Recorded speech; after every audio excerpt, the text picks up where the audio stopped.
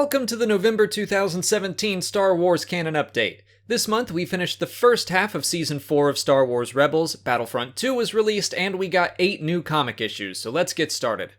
The 3 episodes of Rebels were a bit of a mixed bag.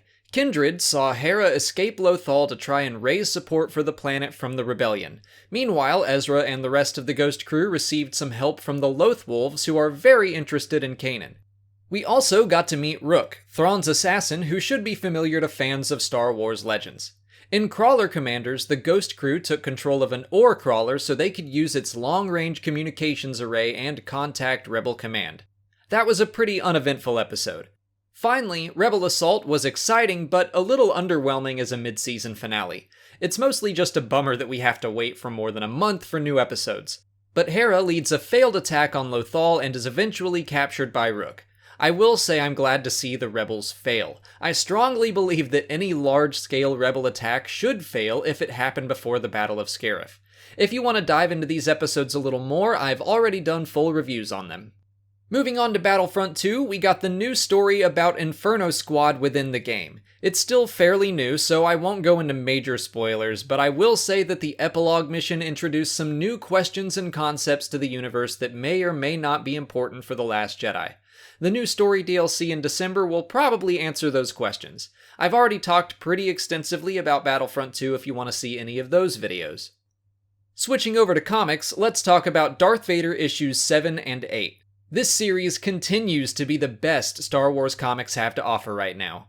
Vader begins taking control of the Inquisitorius, and he isn't doing any hand-holding. In fact, he's removing hands. Palpatine gives Vader and the Grand Inquisitor a list of probable survivors of Order 66, and the story follows their initial hunt for Jocasta Nu, the librarian of the archives. But I have to mention that Quinlan Vos was also included in the list, which has very exciting potential. Jocasta wants to start a new secret Jedi Academy, but she has to sneak back into the temple to get a list of Force-sensitive children. We learn that the Archives has a secret area with some hidden Sith artifacts, and some of them we are already familiar with. She gets her list, but instead of leaving, she attacks the Grand Inquisitor, which means her storyline is probably about to end. Star Wars issues 38 and 39 start the Ashes of Jedha arc, and also marks the start of Kieran Gillen taking over for writing. This story is easily the most interesting one the comic has had in a year. Luke, Leia, and Han travel to a ruined Jedha to offer their assistance to the surviving partisans. Luke learns a little more about the Force and the people of Rogue One, and also lets a little bit of his dark side out. The only downside of this story right now is the art. It's all over the place. I wish it embraced the fact that it were a comic book. The faces are too uncanny valley for my taste when compared to Darth Vader or Dr. Aphra. Speaking of Aphra, the 14th issue of her series kicks off a new arc of its own. She's teamed up with a new group of criminals who all find themselves working for none other than 000. I feel like there's some story we missed between issues 13 and 14 that we're gonna get filled in. But I'm just glad to see 000 is still around. He and BT left in the last issue, and I was afraid they'd be gone for a while, but he's a staple of the series as far as I'm concerned. We also saw the return of Tolvan, who looks like she might be the main Imperial antagonist. Poe Dameron 21 was very interesting. Last month, Lor San Tekka made his first actual appearance in the story by breaking into a vault to examine a device he claimed was created using the light and dark sides of the Force. This month, it was revealed that device is called the Kazarath device, and Lor San Tekka believes learning more about it could reveal some road to peace in the galaxy. He thinks the light and the dark can work in harmony. I think it's very possible he's onto something, and we might see these ideas explored further in The Last Jedi. We know Lor won't be locked up for long, and Leia has already begun infiltrating his prison in this very issue. I'm very intrigued about where all of this is headed. Mace Windu 4 was easily the best issue of this series so far. We get to see Mace in his training days under a new Jedi Master, Sislin Mur. This is what I really wanted from this series. I want some development for Windu, not just another Clone Wars battle. The whole flashback sequence was far more interesting to me than the previous 3 issues combined.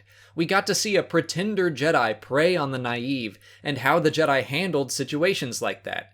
It's so different to see how the evil men that aren't Sith operate in the galaxy. I hope the 5th and final issue keeps up this momentum.